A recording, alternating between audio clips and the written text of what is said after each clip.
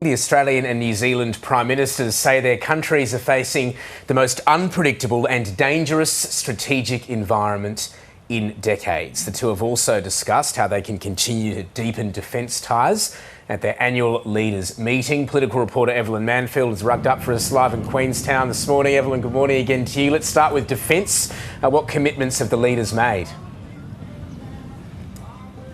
Tom, this really builds on a joint statement from the defence ministers of both Australia and New Zealand last year. It's this desire to have an increasingly integrated defence force, so things like sort of shared officers, senior personnel, but also doing more joint military exercises and things like that together. So really the Prime Ministers are confirming yesterday in those formal talks that they want to keep the ties, I suppose, between the two defence forces really close, particularly as they talked about keeping peace in the Indo-Pacific region.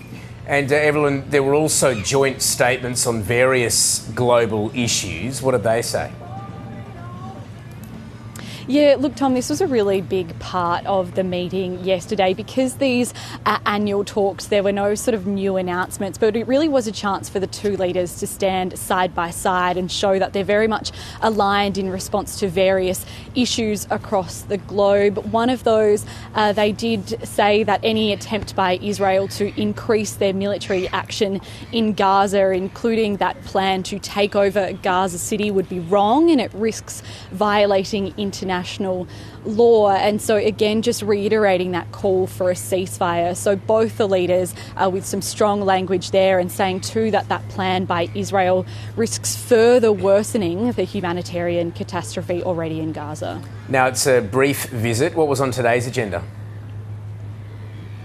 Yeah, look, only something like 24 hours on the ground for Prime Minister Anthony Albanese. Today, up early in the cold here in Queenstown, -3 degrees it was at one stage.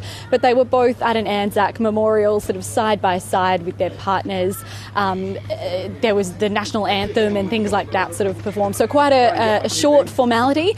And then we don't know too many details, but we do understand they're on some sort of private sightseeing tour together before the Prime Minister does head back across the ditch to Australia.